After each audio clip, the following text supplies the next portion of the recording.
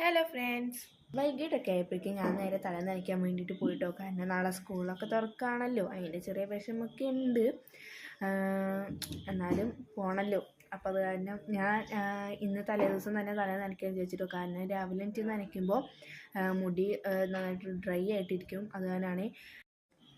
അമ്മയാണെങ്കിൽ ഇവിടെ സ്കൂൾ തുറക്കണതിൻ്റെ തലേദിവസം തന്നെ പുളിയിഞ്ചിയും പിന്നെ അതേപോലെ തന്നെ കണ്ണിമാങ്ങ അച്ചാറും ഉണ്ടാക്കാൻ വേണ്ടിയിട്ട് നിൽക്കാം കേട്ടോ.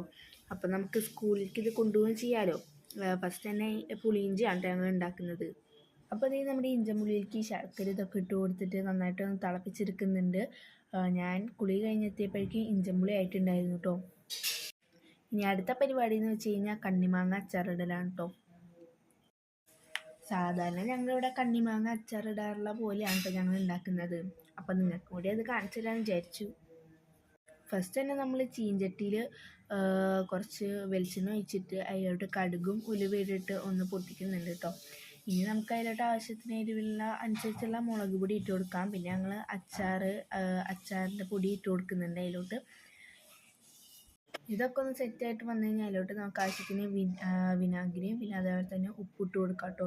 അതെല്ലാം കൂടി നന്നായിട്ട് മിക്സ് ഇട്ട് നമ്മൾ നേരത്തെ കഴുകി വൃത്തിയാക്കി വെച്ചേക്കാം നമ്മുടെ കണ്ണിമാങ്ങ അതിലോട്ട് ഇട്ട് കൊടുക്കാമേ. അപ്പോൾ അത് നമ്മുടെ കണ്ണിമാങ്ങ അച്ചാറോടെ സെറ്റായിട്ടുണ്ട്. പുളിയിഞ്ചി ആയപ്പോഴേക്ക് ഇവിടെ ഒരാൾ ഫുഡ് കഴിക്കാനായിട്ട് വന്നിട്ടുണ്ട് കേട്ടോ. അപ്പോൾ ഇത്രയുള്ള നമ്മുടെ ഇന്നത്തെ വീഡിയോ. അപ്പോൾ ബൈ.